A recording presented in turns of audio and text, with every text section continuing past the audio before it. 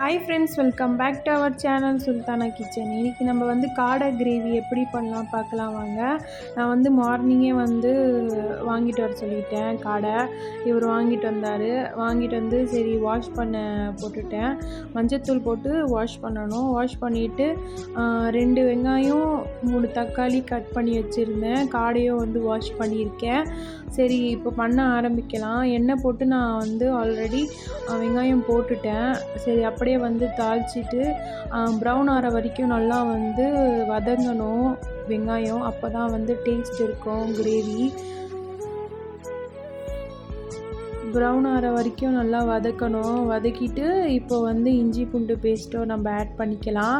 Add பண்ணிவிட்டு நல்லா வந்து வதக்க விட்டுடலாம். நல்லா வந்து மிக்ஸ் பண்ணிகிட்டே இருங்க.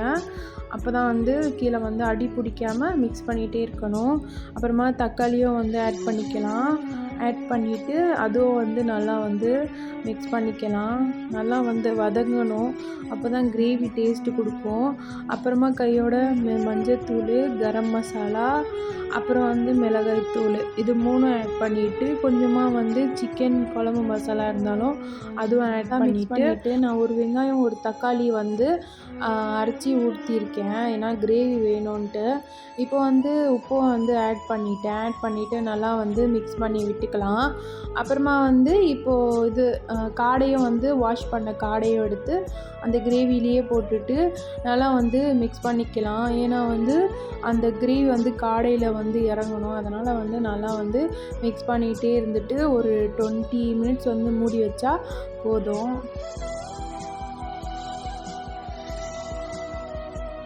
20 மினிட்ஸ்க்கு அப்புறம் எடுத்து பார்த்தா பாருங்கள், நான் தண்ணியே போடலை. ஆனால் அதில் எவ்வளோ தண்ணி வந்திருக்கு பாருங்கள். இது வந்து அப்படியே கொஞ்சம் ஃப்ளேமில் வந்து ஒரு 5 மினிட்ஸ் வந்து மூடி வச்சுட்டு அப்புறமா ஓப்பன் பண்ணி பார்த்தா இப்படி தான் இருந்தது. மிக்ஸியில் வந்து இந்த மசாலாவும் ஆட் பண்ணி விட்டுடலாம். இந்த மசாலா வந்து எங்கள் அம்மா சொல்லி கொடுத்தது. இந்த மசாலா போட்டால் தான் டேஸ்ட் இன்னும் சூப்பராக இருக்கும். கிரேவி செம்ம டேஸ்ட்டாக இருக்கும். நான் வந்து ஷார்ட் வீடியோவில் வந்து போட்டிருக்கேன், வேணும்னா செக் பண்ணிக்கோங்க. லாஸ்ட்டில் வந்து புதினா கொத்தமல்லியும் போட்டு முடிச்சுட்டு ஃபைனலாக வந்து கிரேவி ரெடி ஆகிடுச்சி. பாருங்கள், செம்ம டேஸ்ட்டாக இருந்தது. சும்மா லைட்டாக வந்து எண்ணெயும் வந்து போட்டுட்டு கொஞ்சம் நேரம் கொதிக்க வச்சு இறக்கனா கிரேவி ரெடி. இந்த வீடியோ உங்களுக்கு பிடிச்சிருந்தா லைக் பண்ணுங்கள், சப்ஸ்கிரைப் பண்ணுங்கள். நெக்ஸ்ட் வீடியோவில் பார்க்கலாம். Bye friends.